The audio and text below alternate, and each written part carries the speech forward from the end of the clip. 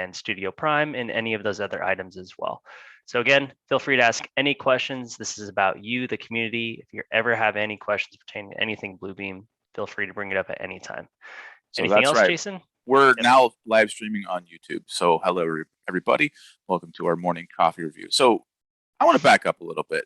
Yesterday I was doing, I'm usually based in Minnesota. That's my home base, but I've been in Texas the past couple days doing Bluebeam training.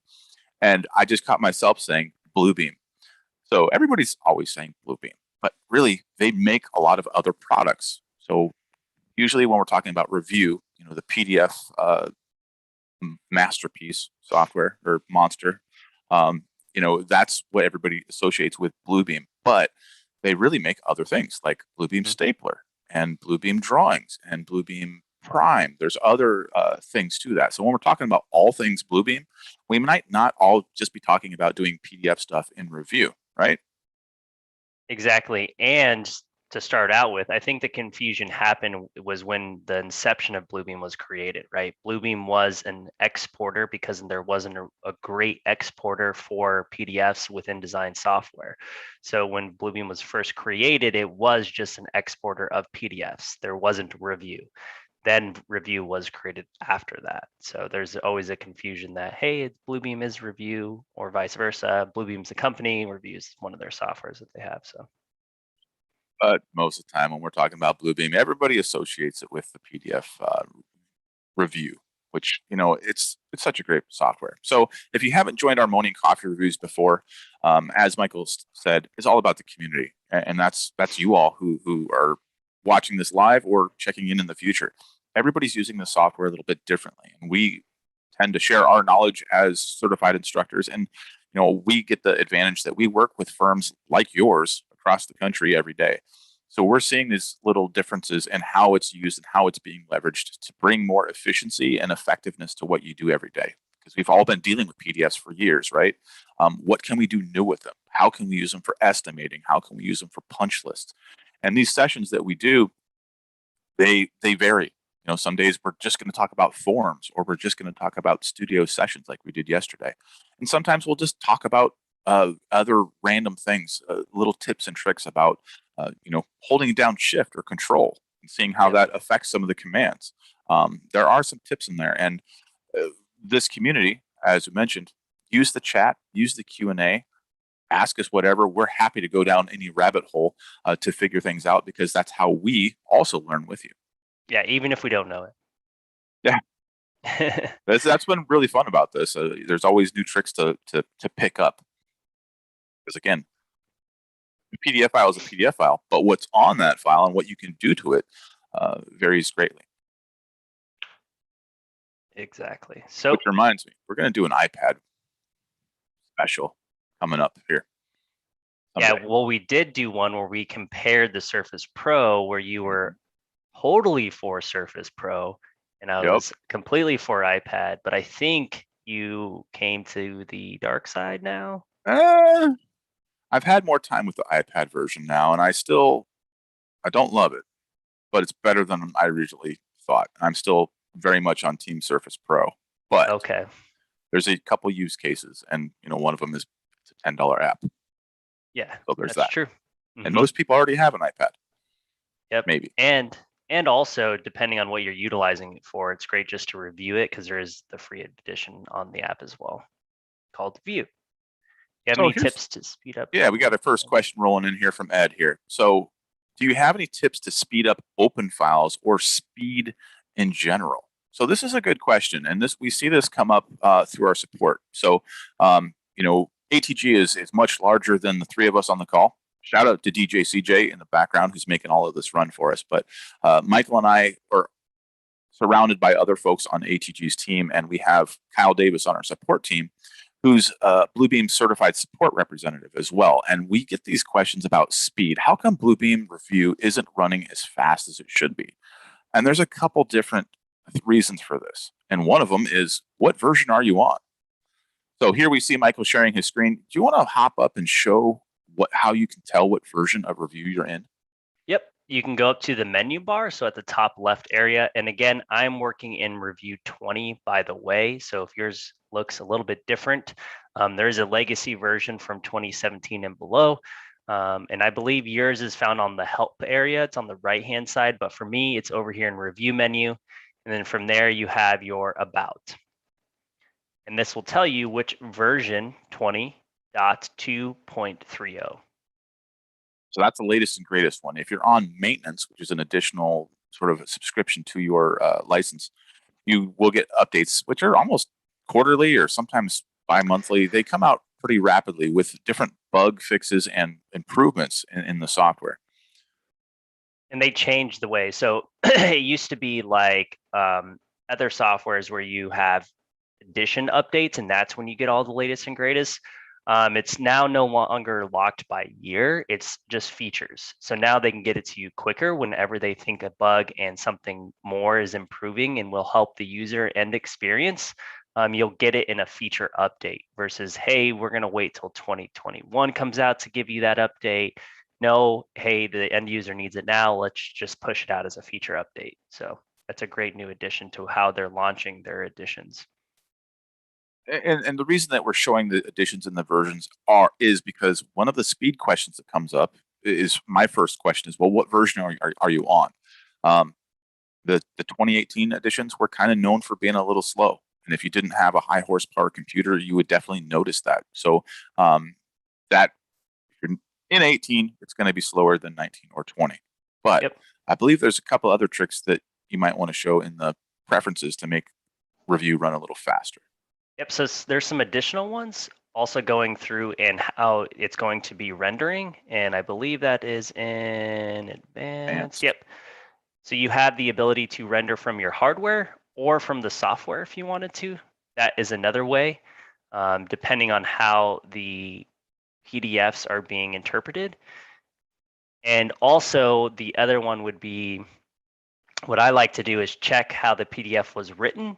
A lot of other PDF writers write the viewports as GIFs and GIFs, which are larger file sizes.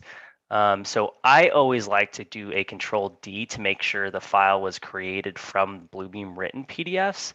So if you just open a PDF and you hit Control D, and if you don't remember Control D for the hotkey, isn't it Control D?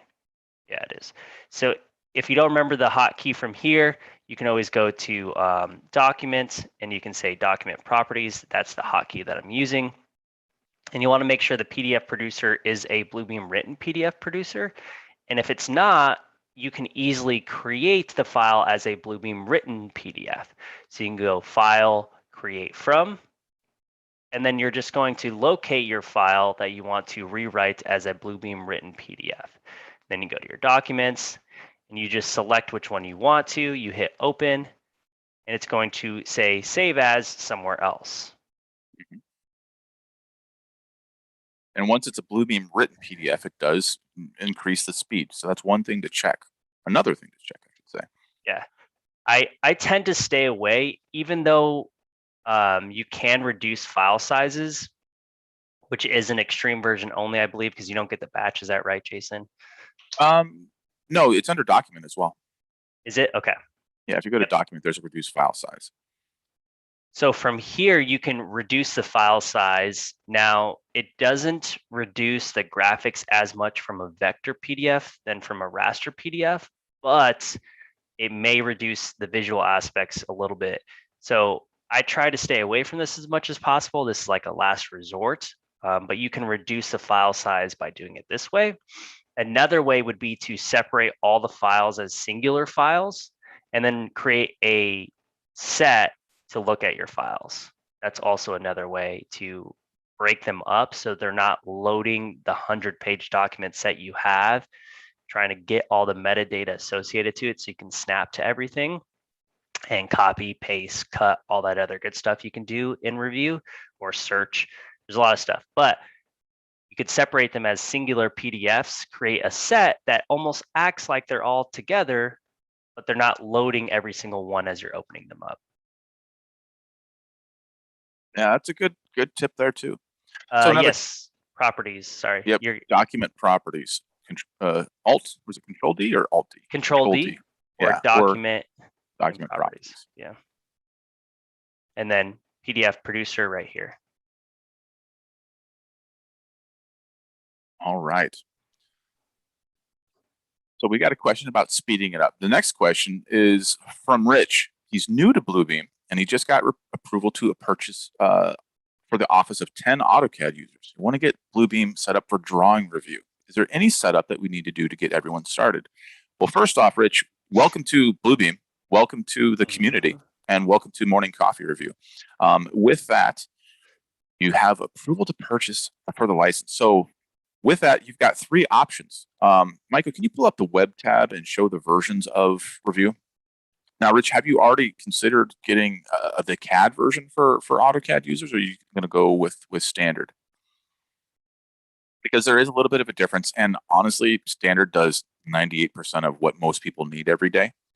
So the reason I ask is, as you get this installed, if you are doing the CAD or Extreme version, there is a little bit more setup involved because it's going to do plugins for Outlook and Excel and AutoCAD, so on and so forth. But otherwise, your install is going to be fairly straightforward. If you just have, roll out the standard rollout installation and then have the registration key put in, most people will be good to go.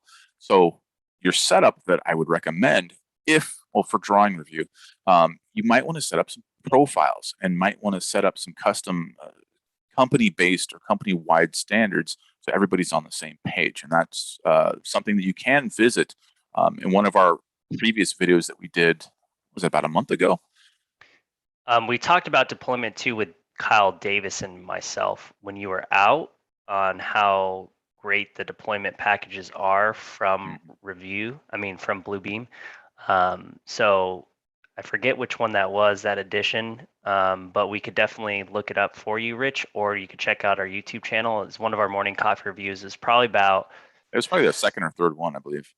Yeah, it was pretty recent into it. And Kyle Davis is one of our support specialists. So if you do need help walking through some deployment and you have any questions, feel free to reach out to our support, and he can definitely help you through that as well. Excellent. So Rich's response was that he was been told to go for the Extreme version, which is great. Obviously, that's the top tier. You're going to get all the features of CAD as well as some of the additional features of Extreme, and that's really going to make your world a little interesting because you're going to have so many new tools to play with. Yep. And also, don't use Bluebeam Revu as you would another software, right? Like Adobe. It does way more. I do see a lot of users when they start getting ready to use Revu. And when we do a lot of trainings, right, we're in Revu, and let me turn off my grids here. They'll go in and they'll just start using markups as, hey, let's put a comment here. And then from here, they'll just say, hello all, or move over 12 feet, right? And then from here, they'll still do the same things where it's like, oh, now I need to go grab my arrow. Then I'm pointing that to here. Bluebeam Revu has a lot of hidden features that excel this markup capability process. And this is just scratching the surface, right? I can go through a comment that's already been made, right click, add a leader. I can use a call out that already has that associated leader for it. So we don't need to use those mundane processes that take a lot longer. There's a lot more features that are hidden in Revu. I always recommend training when you pick up versions of Revu. We offer that here at ATG as well.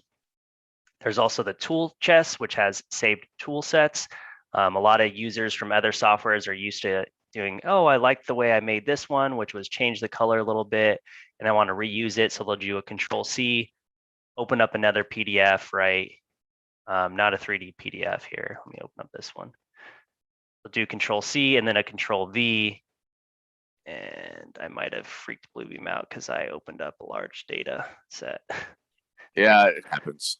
It's because of 3D PDFs. You have to wait for them to render. And then do Control-V over to here. There's no need to do that. You can save your custom tool sets and reuse them later on. So again, Rich, I always recommend some training when you start using Revu as well.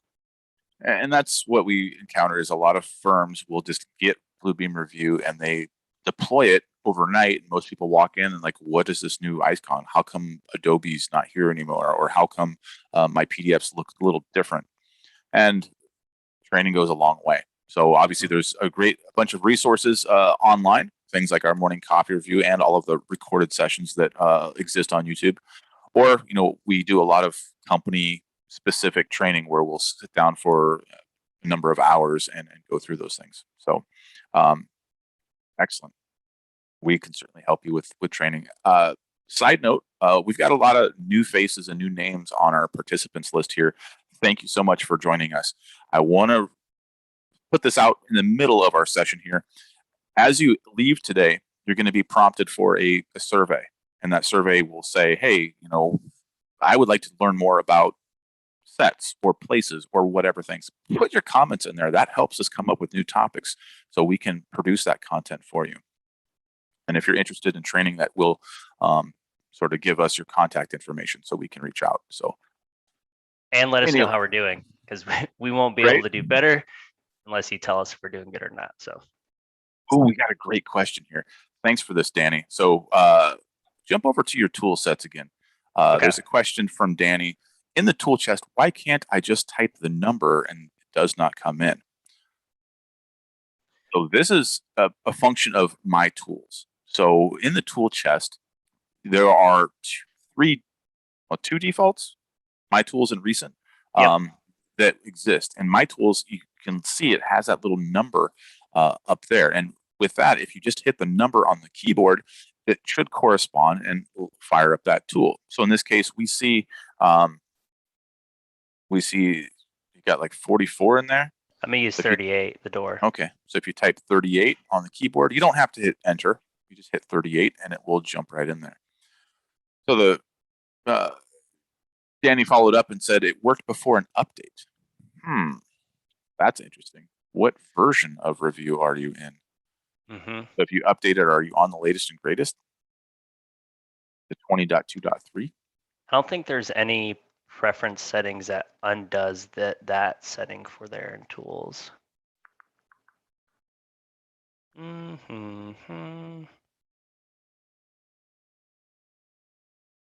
a good question. Working now. Okay. Maybe it was just cranky. Maybe it needed a shot of morning coffee. It happens. I don't see a deselect. Now, if you're ever wondering about hotkeys and you're in an earlier version of Revu, you can always go to Help, and then down there you have keyboard shortcuts, and this is all of the hotkeys associated to Revu as well. So you can go through and find out what your hotkeys are, assign them to your mouse if you have a multi-button mouse. And keep in mind, this is the default shortcuts list. All the keyboard shortcuts are customizable. So if you want to make it match CAD or whatever's most efficient for you, you certainly can. But this list does not get updated automatically. So you'll have to be a little bit more careful with that stuff. Okay.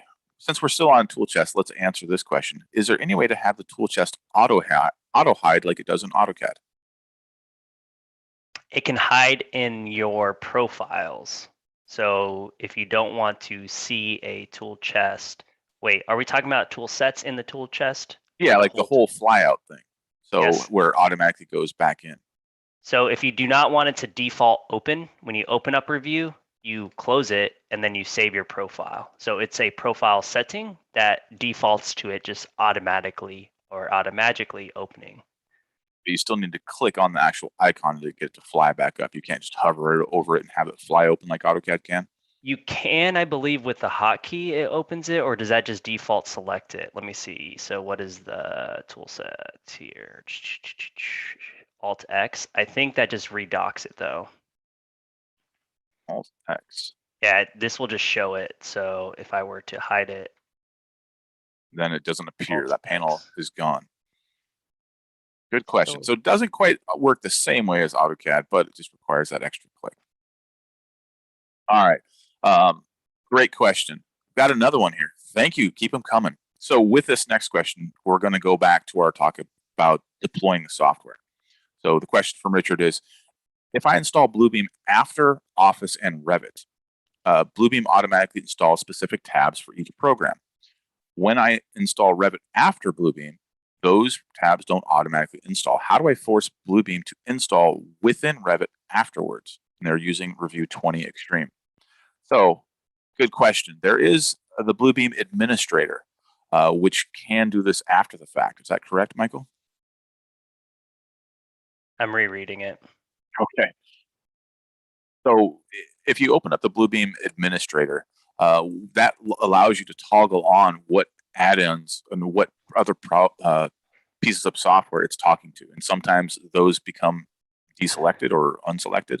Yeah, so this happened to me. I have Revit 2021 and it install doesn't show. That's because I installed 20 after Review 20 after installing Revit 2021. And the solution for that is uninstalling Revit 2021 and then reinstalling it so it sees the installer prompt from here. So you have to uninstall the design software for Review to see it as a plugin. So Review has to be installed first, then the design software edition of whatever it is. So that makes sense. It makes sense to me. I was going to use that as an opportunity to make fun of Revit, but I won't do that.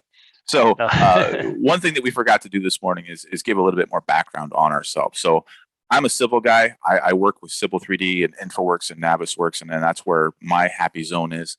Where Michael lives on the structural and the architectural side, and he's the Revit pro. So that's one of the little things. If you do have Revit questions, I'm just punting them over them to Michael because he understands that software much more than I do. And anything Civil 3D, I will refer to Jason because I don't know how to draw any corridors or anything like that. That's all good. All right, so we've got some more questions in the chat. I'm going to go follow up with. So, okay. So comment from Ed, but if we do an iPad-centric coffee review, a field survey approach. Ooh, yeah, I'm into this. I like that. Yeah, we'll make that happen. Yep. All right, another question from Mark. We have developed many of our own tools in the tool chest that represent symbols for receptacles, light fixtures. They were created as black in color. We know how to change the color, but is there a way to set the color that is inserted or have it repeat the color that I changed the symbol after it was applied to the PDF? Ooh, loaded question there. In the tool set, so Michael will open up the tool set. He's got a tool, or in the tool chest, he has a tool set that has symbols in it. And in here, so we'll use one of these outlets or something. By default, it's going to come in as black, right? Or a switch. There you go. To change the color of that, there is an option. So he right-clicked on it and went to change colors, and then I'll let you explain what you're doing. But this one is a snapshot, so I can't ungroup these. Oh, wait, maybe not. Okay, great, it isn't. So let me undo that. I can go in here and change the colors from what the source feature is. So source is going to be black, so anything black in here will change to a color distinction that I want it to, and I can hit OK. But can you, so once you've done that, that's going to appear in your recent tools. So then you could go through and change it everywhere. So the other question is, how do you change it after they've been inserted? So if you had like 15 or 20 of them already there and you need to change them all to magenta, how do you do that? Let's see if I could select them from here and do it. Now they're selected, try right-clicking on them in the model view instead of, there you go. Yeah. Very so cool. It's showing me all three. And we'll go from to green. There you go. So it is a little bit of a manual process, but you can do multiples at once. It's not going to update if you change it automatically in the tool chest.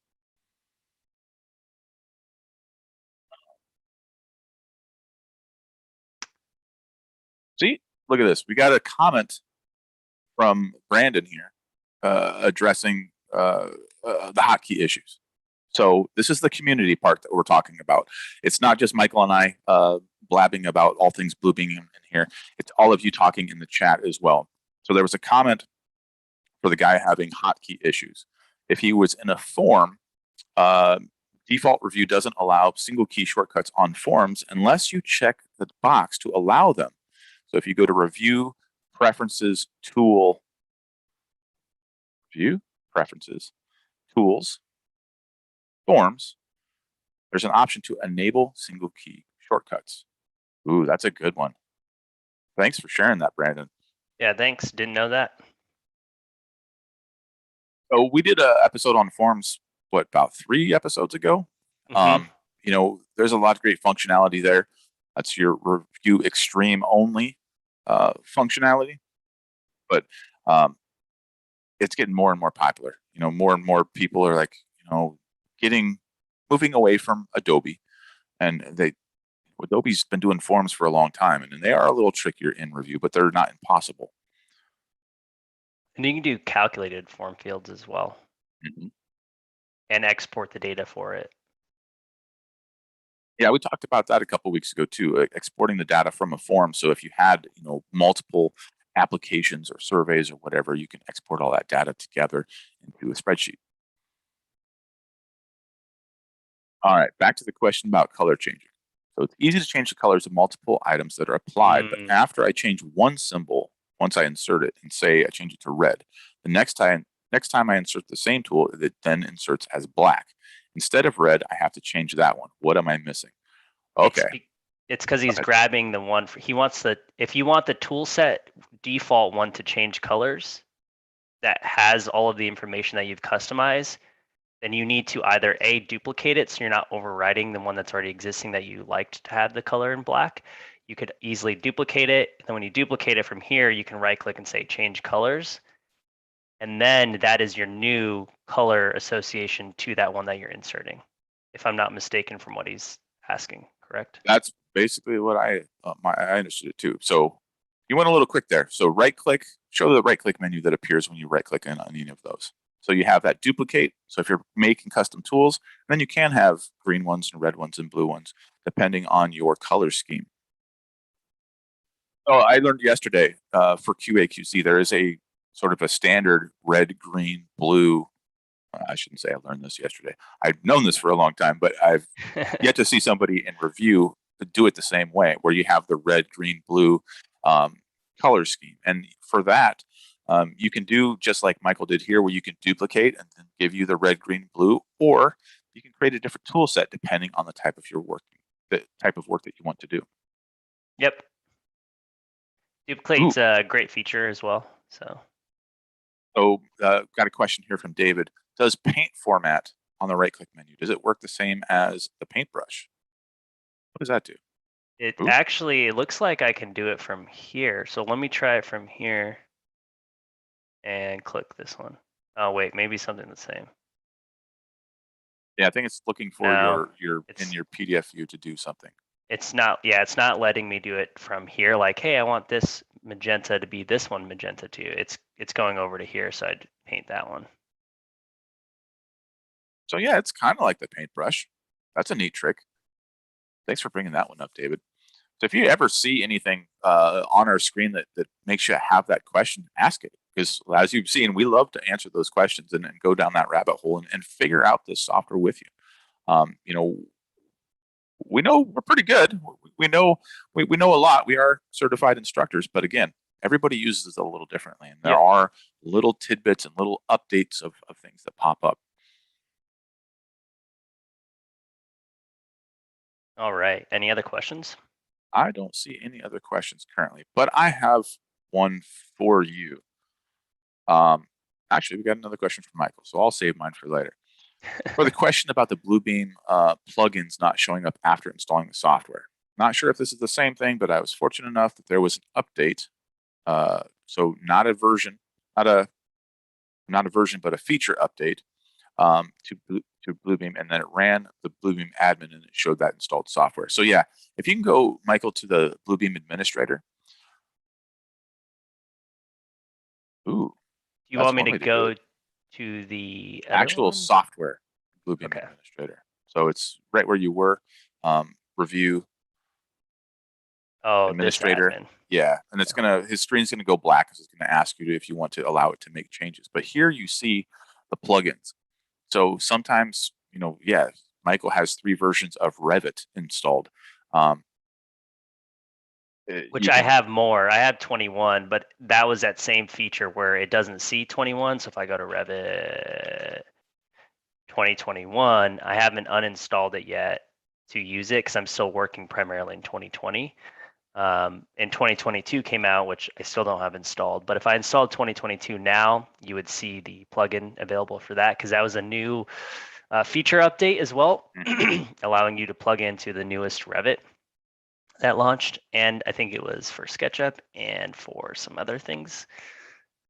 Navisworks as well. But you would see it here and you just enable that by the selection for it. So you can see that there's a note there at the bottom, and this is a key part. Applications need to be restarted for the plugin to be activated or deactivated. And as you install Revu, especially if it's like one of those updates and you have plugins, so if you've got the CAD or Extreme, it's going to ask you to close everything down. So sometimes you forget, or you can say, install anyway, and it will skip some of those other plugin installations at the same time. So yeah, Revu Administrator is fantastic. Thanks for sharing. You're welcome. There is another thing in here that I use probably more than I should. If you go up to the Help menu on the Administrator, there is a Reset Settings option where you can set your Revu back to default. So this is something that I did a couple times in the past couple of weeks. Totally wiped out all of my customization. So be careful with it. But if Bluebeam's not acting right, or you kind of made a mess of things, you can easily wipe it out. I prefer to do it from here because then you could back it up. So you have all of your restored things. So if you ever were like, hey, let me reset it, but I'm just resetting it quickly for this training, and then I want to bring it back to what I had right before my training, I would do backup. So it backs everything up, and then you can have the backup for it. So I believe I don't remember where I store mine. Zip file. Nice. Yeah, and then you can again do the same thing from restore, and you're going to grab which one you want to restore it from. So. Well, I learned something today. It's like I'm done. So great. Yeah, that's a neat way to do it. Because I will probably reset my software when I get back into my home office tomorrow. Because I've been doing training. I've been doing a whole bunch of customizations that I don't really want to keep, but if I back it up, I might be able to share that. And on that note, I want to mention that everything that we do in Revu is highly customizable, and it's very easy to export and import and share all that stuff. And with that comes a question from David. Can you use that backup to make an installation on another machine match yours? So if you hit restore, is it going to prompt you for a zip file? Well, I think he was talking about deployment, right? So I'd have to go and grab the file, but yeah, this would be restoring. So if someone installed it and then you wanted to restore, you could grab the zip file for it. But if we're looking for configurations in deployment, there's specific things you can point to, and I just forget what those are. And by the way, Revu did this huge update for deployment where it used to have to be script specific. Sorry. And they changed it. I don't think I have deployment in here. Let me look for it here. Because there's specific things you can have for new deployments that you are enabling. And let me see. So while he's looking for that, what we're basically saying is like, hey, we want to make a company profile, and we want a company profile that has specific tool sets and line types and all the other things that we can customize. And that can be deployed at the same time through some magic trickery there. However, dealing with profiles themselves is just one file, and it's really not that difficult. And with that comes a question from Rich in the chat. Can I just point to a server location for standard profiles? That way everybody's looking at the same one. You can on deployment after a Bluebeam Revu has been installed. You would have to point to it directly, and it depends on your IT on how you're reviewing your deployment styles. Are they through like an MSI package, or are you going to use the native one that Revu has to offer, which is just, it's like an MSI package, just hidden by buttons that you dash over and you point to things. So the old MSI ones are things that like, hey, do you want things to auto update? Great, so you have to put this in as enabled. Or do you want it to be a default viewer or desktop shortcut or the stapler to be enabled? Or profiles like review preferences. There's a file path for an XML preferences that can be pre-deployed with your Bluebeam install. So if you're getting ready to install 2020, and you want to wait to install on everyone else's because you want to update the profile, the settings, the tool sets, all of those preferences, you can actually have it set up before on deployment. Then you copy that XML file over and deploy it with it. Now I'm trying to look for a image of their deployment package that is new because the old one was doing a lot of this stuff, which is a ton of fun. They made it easier now, so you don't have to worry about coding for it when you're doing the deployment package. Somewhere down here. Here it is. So here's the new configurer for the new deployment. Versus doing all of this stuff, which is a ton of fun. Jason and I remember doing this to become support representatives. Now this is just doing it through a UI that's extremely easy. That says, hey, here's your MSI package, here's your deployment folder. So if you have any of those informations that you want to use for configuration, you have that ability. Then you can go through and say, great, here's your license and product key that you're going to be using for the install. Great, is there a delayed authorization? Are you going to set this as a default viewer? So instead of having to know that line of code specific to what it is for default viewer, you just hit the dash bar over and it enables it when you're getting ready to install. Is it going to have a review shortcut, right? Here's your net config path. Here's your preferences path. So you just load it to where the location was if it was like on your server or something. So that's the 3 dots, bringing it to somewhere. And then you have the ability to add some another ones like, can the end user go to their administrator, right? Maybe you don't want them to. Maybe you want to be the one that does that. Are you going to enable digital signatures or not? Can they edit text, right? Can they mark redactions? All this information that you have that availability to. Plugins, right? Are you going to let them not have specific plugins to specific things? And you can disable or enable that here as well. Is it going to be a silent install? Are they not going to see the install? It's going to be in the background and then it's going to be deployed and you don't have to worry about something popping up for the end user. They can just see it. That's the skip reboot part. So once they reboot, then the full install will be there as well. So there you go, Rich. There's a whole bunch of information to send you down that rabbit hole as you start deploying that new software to your firm. I just put that in the chat too as well. There you go. Thanks for doing that, Michael. So perfect example of what we do here in the Morning Coffee Review. We started with a basic idea of what we wanted to talk about, and then we just go down whatever path the questions lead us. It's always more fun that way.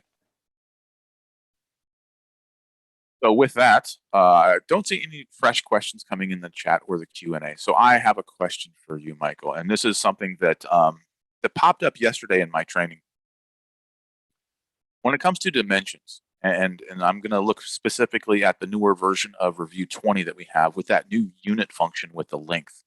So when you create a dimension, you can change it from feet and inches to decimal to millimeters to centimeters and all that other stuff. But my question was, is there a way to make it default to centimeters or decimal all the time?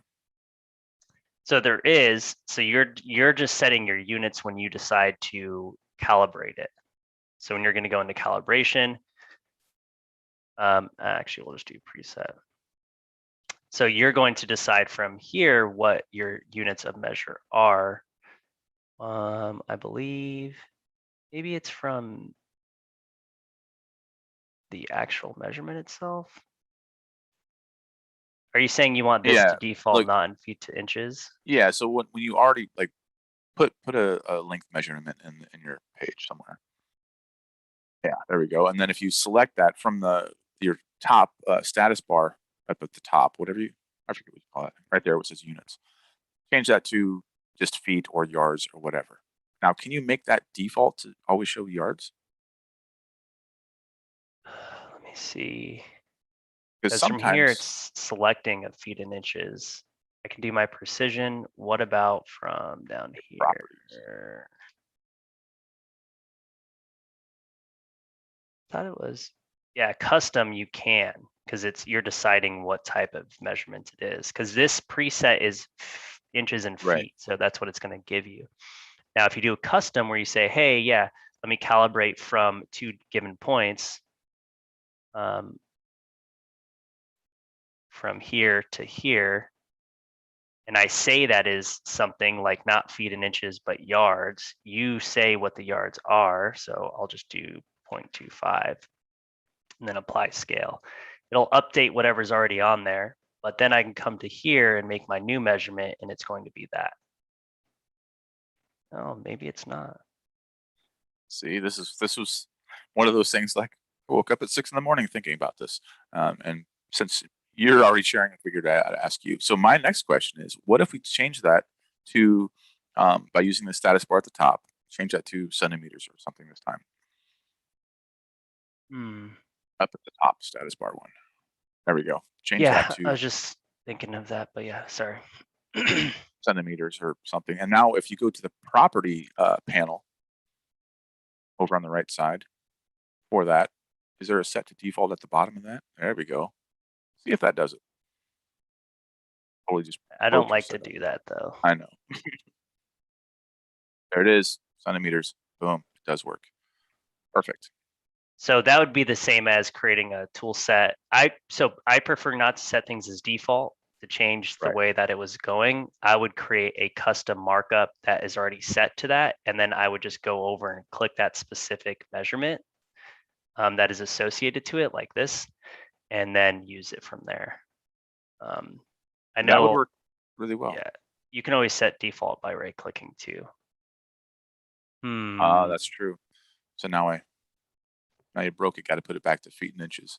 But with that, that would be a great way to make a tool set that had centimeter dimensions and decimal feet inch dimensions. You can have all that set up in there for easy reuse.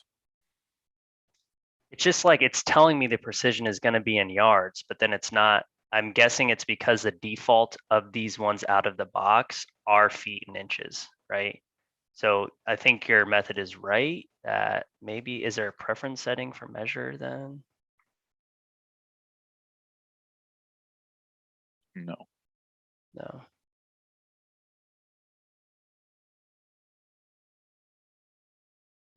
Oh, but I did just see a setting that I don't think I've recognized before when it comes to dynamic fill and that temporarily hide things. Ooh, I'm gonna have to try that sometime. Well, where was that? I don't know, wherever you were. Measure, tools, measure. Momentarily hide markups underneath dynamic fill input. So dynamic fill is one of my favorite tools. It's always one that I show in training because it catches people's attention. And that's a little cheesy. It's fun. But whenever you start it, it hides your markups. So like, well, where did everything else go? So there is a setting there to turn that off. That's pretty cool. Yeah, that's unfortunate. I guess that's why if you're dependent on not using feet and inches, then you would change them to default, so then you're not having to worry about it. But yeah. Ooh, there's more things about text here. Reset extension length. Reset caption flip text. Because I know you can rotate this off, right, with shift, but. So yeah, that's one of those things. Shift and control, they both do different things to review to some of your drag states. So when you're drawing lines or drawing polylines, mess around with it. See how it works for you. Any other questions so far? Okay. Keep them coming, everybody. We got about 13 minutes left, so we'll be answering them all the way through here. Side note, while we're waiting, I just want to say thank you again for joining us for the West Coast edition of our Morning Coffee Review. This has been our experiment in this time slot and on a Wednesday. Normally these are every Tuesday at 8:30 a.m. Central Time. So thanks for those who have already been joining us on the West Coast at 6:30 their time. Hopefully this new time slot works good for you, so you can join us and not have to set an alarm extra early. I'll still be setting my alarm early for both days. Well, that's what you get for living over there. Yeah, so let's see. Any other questions? We haven't really touched about the markups list, which is a huge part of review. I think this is something. Oh, there's my Q&A area. This is already itemizing everything that's taken place on my document set. This is a great way to have a list of review settings. So if you wanted to go through and have a review of everything that's taken place, this is a great way to check that out. And that can easily be done by a summary report here. So you can export that out as a CSV or PDF summary. I'm seeing a lot of firms start to go away from the revision cloud with the comments and just have a revision cloud with the comments attached to it. So you can just go into here, you can then actually double click on it and make a comment versus actually muddying up the page with too much information. And then you can print out a summary report that actually itemizes all of that information associated to those markups as well. All right, that's too cool. Let's go slower and do that again. So Okay. how'd you do that? You put in the cloud. And so with review, there's two ways to do the cloud, right? You can just put in the cloud or do a cloud plus, which gives you that call out that comes out automatically. So what you did here was you just did the cloud, but that was a right click? Yeah, it was a double click. So you can double click on the markup instead of going and finding it in the markups list to get the comment. Let me show comment column down here. There's no comment associated to it. So you could come into here and do it. I usually just double click on it and it brings up the comment box. Then I can say RFI 1, 2, 3, I guess. Yeah, it's good enough for me. And then I can just click out and hit exit. That also brings it back up too, by the way, if you wanted to edit it. But now it's down here in the comments list. So I don't have to worry about having this area where I have a leader coming out and getting too much leaders on top of leaders, and maybe it covers some other text. I just had the revision cloud, right? And then from here, I could do my export of a, I don't know, PDF summary. I prefer the append with hyperlink feature. And then I will attach it to the back of the PDF. And we will go and look at that. And here's the cloud. And again, I probably would have made a specific type of subject for it, like architectural review or structural review. You would probably do a civil review, and then it may be a different color.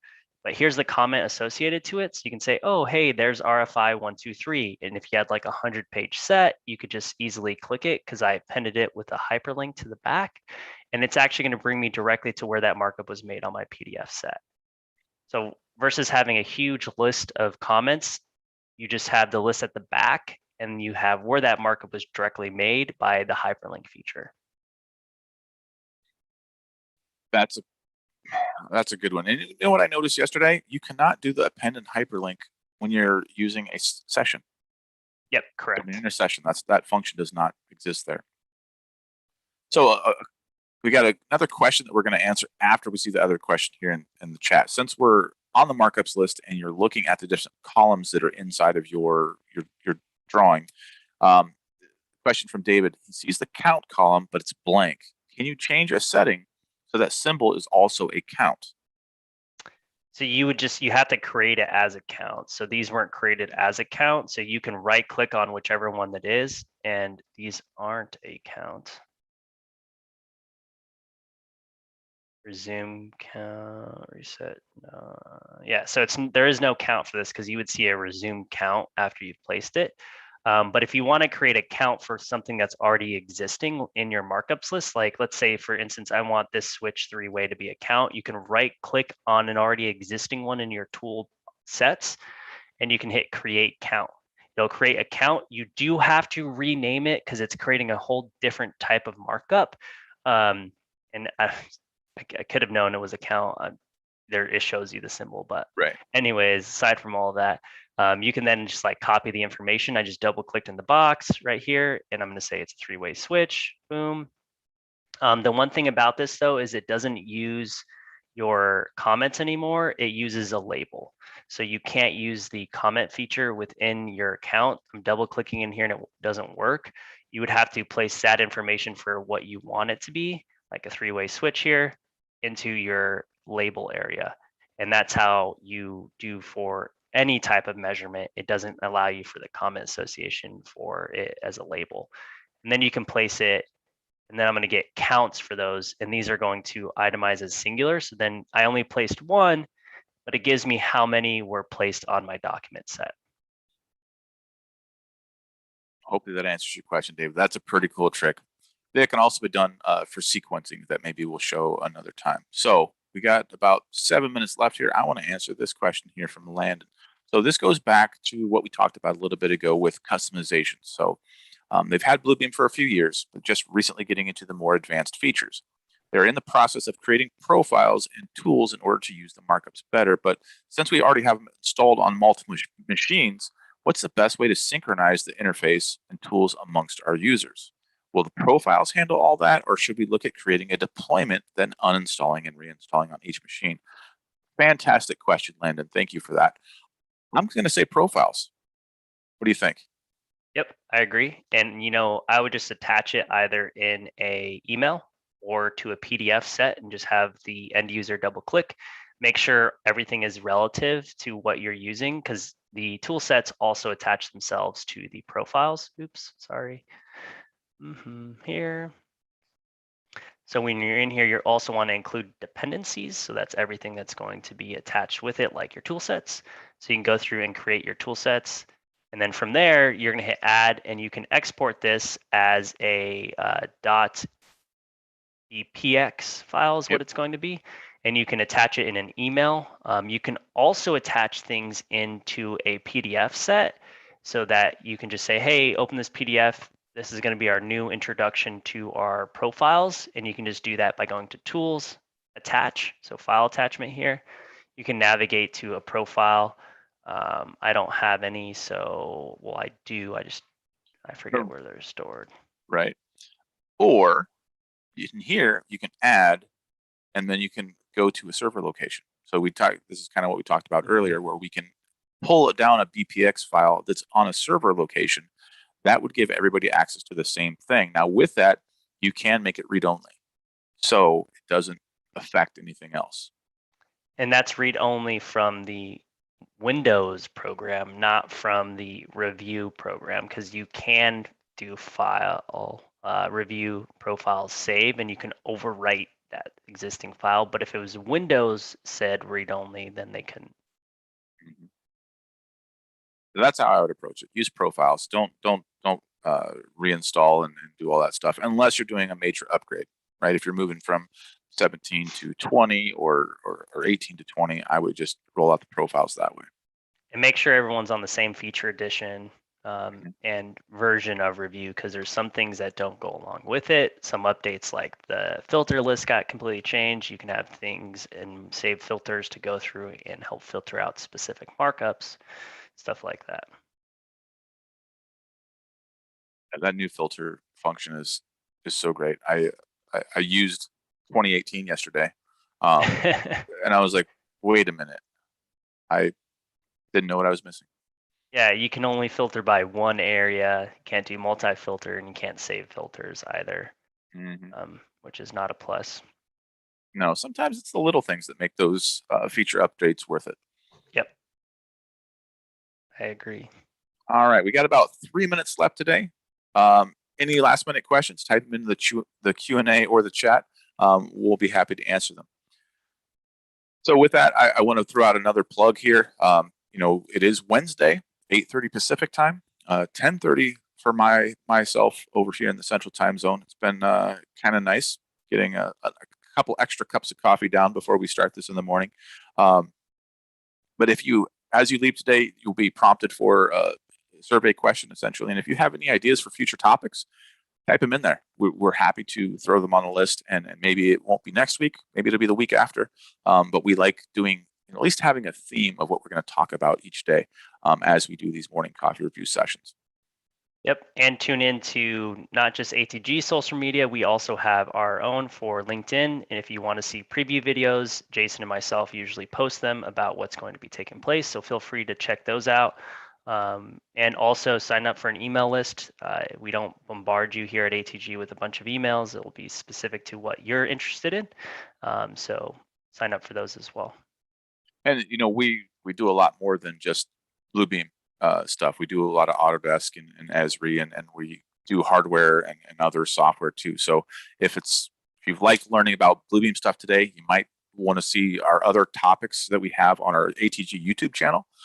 Those of you who are joining us live on YouTube, stick around to the ATG USA channel, dig around. We've got years of content up there. So Revit and Navisworks and InfoWorks and Civil 3D, AutoCAD. Just take 20 minutes out of your day and take a look at some videos. Maybe you'll learn something, and that's what we like to do. Yeah, thanks, David. Look forward to seeing you next week on maybe. Oh, well, yeah, we're doing not every week, Wednesday. Tuesday. See you next Tuesday. Yep, see you Tuesday. All right, well, with that, we'll go ahead and sign off. So thank you for joining us on our very special edition of our Morning Coffee Revu Goes West. So nice to see so many new names and pop into the participants list. Hopefully we got some new folks over there on YouTube land as well.